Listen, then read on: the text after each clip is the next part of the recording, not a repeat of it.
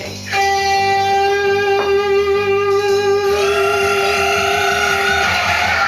this, okay, this is, you're just taping this now. Welcome to Rock and Talk. Thanks for having me on You're Rock very and Talk. welcome. We're trying to turn that down because DJ Jerry's not here. Okay, Greg, why don't you tell us what bands that you have been in? I know you play with The Ugly, The Dream Dates. What other bands have you played with? Well, the first band I had that was of any recognition would have been the Dream Dates, and that was a band that I started in '79 in Hamilton when I was a teenager. After being inspired by bands like The Ugly and Teenage Head and The Curse and just all the stuff I was checking out in Toronto in the punk scene. So yeah, but I was quite young when I started going to punk gigs. So I mean, everybody in the scene was about probably at least 5 years older or more than I was, and yeah, so it took me a while to get going. I was really quite afraid of, not afraid as much as intimidated by a lot of the people in the scene because they were older and cooler, and I was just a kid, you know. So They're scary to me too, I know. Yeah, yeah. I mean, I get scared easy. Some of them are pretty scary. Which was your first punk show? Do you remember? My first punk show would have probably been Teenage Head. It would have been Teenage Head or the Ramones are around the same time, but then technically I saw the New York Dolls with Kiss at Massey Hall. So, but again, you know, everybody, technically what was punk, that punk really wasn't termed punk at that time, and there was no punk scene. So I guess the real first punk gig that I probably would have seen would have been the Ramones at the New Yorker. Wow. Teenage Head at a high school around the same time, but I'm pretty sure that would have been, it's hard to say which one came first. Because Teenage Head predated the Ramones, or maybe they came out around the same time, I think, the Ramones and Teenage Head. Teenage Head started really, really early. They started in '75, and the Ramones did too, but the Ramones, obviously being based out of New York, got a lot more exposure than Teenage Head did. Recently, there's been a lot of resurgence of interest in the early Toronto punk scene, especially with this new book out called what's it called? Treat Me Like Dirt. Treat Me Like Dirt, which is documentation in quotes from people that are in this scene. And you're quoted heavily in this book. How do you feel about how the response has been and the re-interest in the scene? And do you think the book was accurate and so forth? Yeah, I do think the book's accurate. There are some rumblings from people, and I understand some of the concerns about people that aren't happy from, you know, not being included in the book. But at the same time, you know, I actually love the book.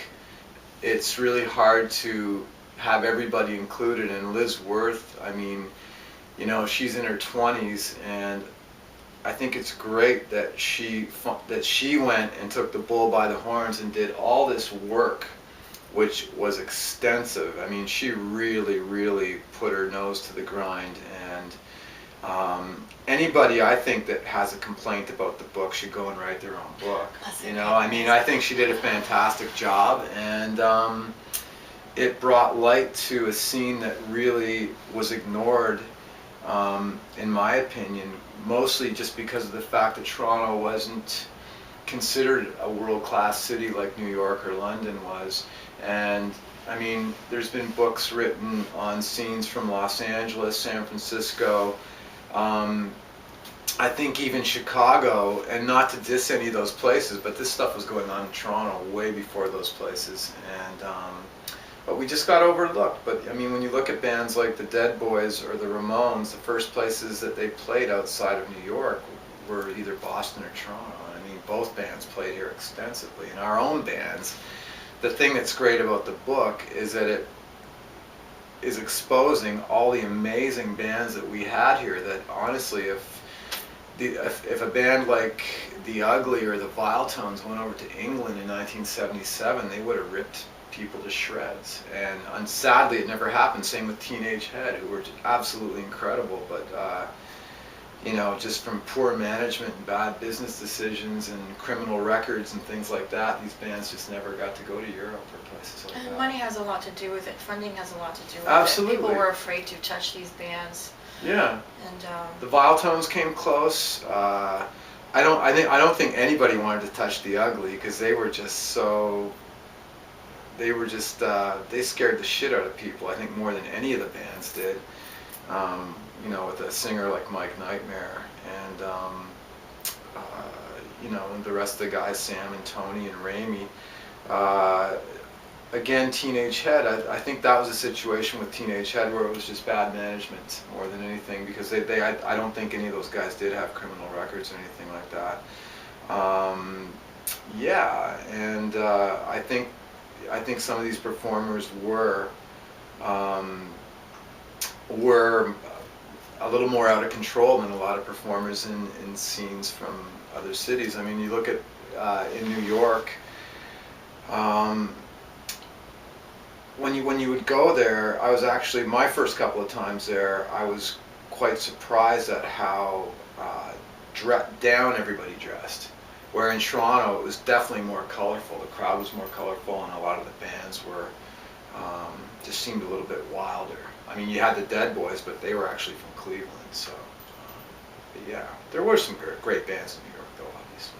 I remember going to New York with my crazy punk outfits, and a New Yorker on the street would say, "Only in New York," and I'd think, no, I'm not from New York. Yeah, no. But Toronto has now transcended that, perhaps an inferiority complex. At the time, we didn't really have very much going on except for the Maple Leafs, and I think the Vile Tones put us on the map. But now, people, they end their tours in Toronto, as we were saying earlier. A lot of bands, they come to Toronto and they actually stop their tours here, and they enjoy a few more days because it's so liberal. And Well, you look at New York now. I mean, sorry for all my friends in New York, but New York is a really boring city now. As far as there's no rock and roll scene. There's nothing edgy about New York anymore. It's still a great place if you want to go shopping or go sightseeing and say, yeah, that used to be there and that used to be there, and I used to buy my drugs there, and you know. But there's nothing really going on there. And I mean, you look at the scene going on in Toronto now. I mean, the great young bands that we have that a lot of us older people tend to overlook. I mean, you have bands like Molested Youth, Career Suicide, and then down in the U.S. you got bands from Atlanta like the Biters, who I love, but I can't think of any bands from New York right now that are really doing anything for me. well, every city I think has its time. Los Angeles had it in the '60s and the '80s. They had a double dose. And Yeah. Seattle had it in the '90s, and London had it a few times. So every city has its spotlight. Yeah, absolutely. Period. But I don't know. What do you think? Any other cities have a scene that's burgeoning? The Desert Rock scene came out. Well, you know, corporately speaking, I mean, Montreal's produced like big bands. You know, but right now I think Toronto is pretty hot. I mean, there's a lot of kids moving to Toronto from all over the world because they want to kind of be connected on to the scene here. I mean, you have bands like Broken Social Scene who have put Toronto on the map. Fucked Up. It goes on. I mean, we have, you know, and then we have our more glammy underground kids like the City Sweethearts and stuff. But you can go out any night in Toronto now. It's getting really cool where you can go out almost 7 nights a week, and there's stuff to do. There's bands to see, and if there's not a band to see, you can go and hang out somewhere. It's pretty awesome. Some of my favorite bands are Come On and Blood Ceremony and Quest for Fire, and these guys are going on major tours, and so I'm really proud of our town. So, Greg, also you're doing what I also do, which is documenting musicians. You do radio shows.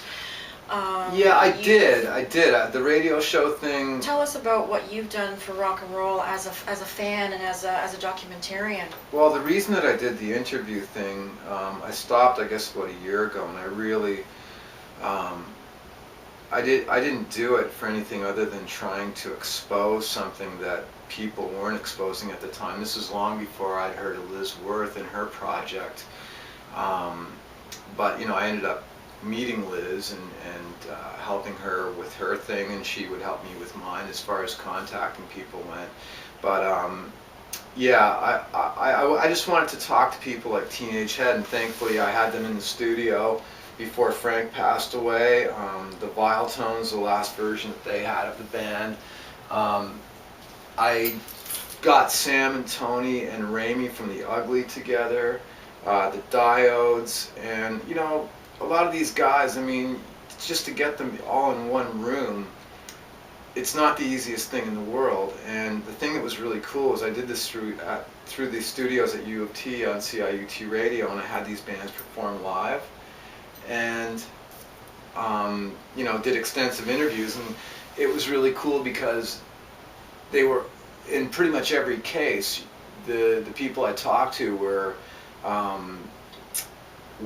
very comfortable because they knew me, and once they would talk to me, they realized that, you know, I was around and knew, you know, like-minded people and similar acquaintances and whatnot, and so it was just like friends talking together. So yeah, that was just something that I did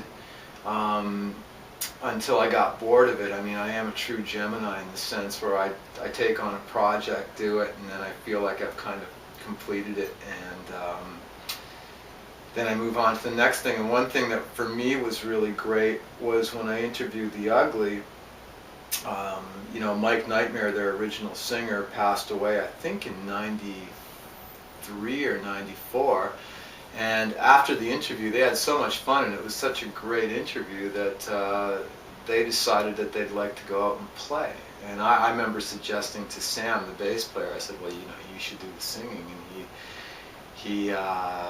he said he didn't want to sing, and next thing you know, I've been singing for them, and we've been doing it for over 3 years now. And it's, for me, it's just it's quite mind-blowing, because I mean, I love their music and I love those guys. And anybody that's known me all my years playing in bands would, you know, they would know that this is something that I always said I would love to play with Sam and Tony and Steve, and but I never thought it would actually happen, and here it is. We've been playing for over 3 years now. That's awesome. Yeah, we got a big show coming up in the spring, so. Where is that?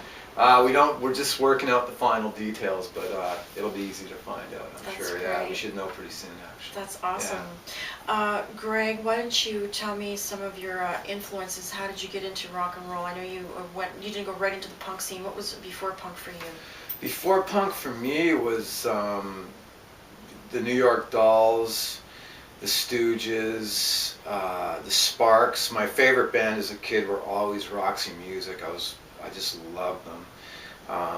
And just for people out there who aren't as familiar with Roxy, you know, it kind of died around Avalon for me, but if you listen to the first 5 records, it's pretty much punk rock, you know. I mean, I love it. I love Mick Jagger, I love Iggy Pop, Lou Reed, David Bowie, you know, Brian Ferry.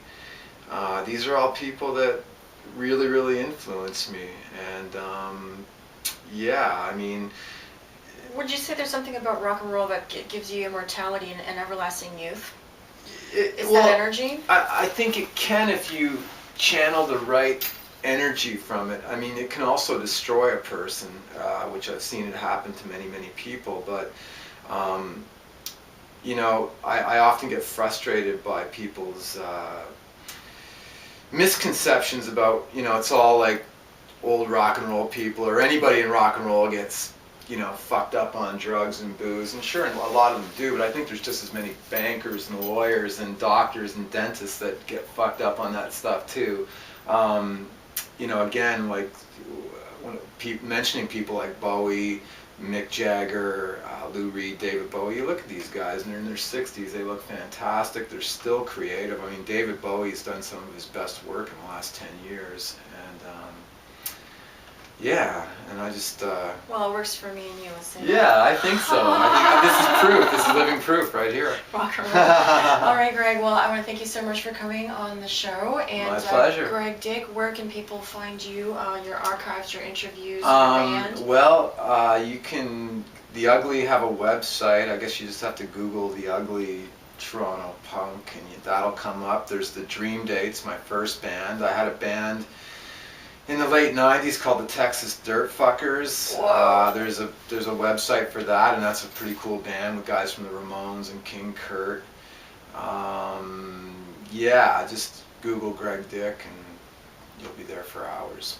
Thanks again, Greg. Hey, my and pleasure, thanks for Viva. joining us, viewers. If you'd like to see more episodes, tune into our website, pentagram666.com. Thanks. See you later. Is that okay? Oh, yeah. Good. Right Good. on. You're looking good, Greg. Oh, thanks, baby. You too. Totally. What else, Greg? Any last words? Any last words? Aren't we lucky to live in Toronto? I love Toronto. Yeah, I do love Toronto. Any last words? Blow up your computers, grab a guitar, and go scare the shit out of people. Yeah, That's what I say. Shout out to Mike Nightmare, Frankie Venom, and Yep. all the Rest greats. in peace. Rest in peace, boys.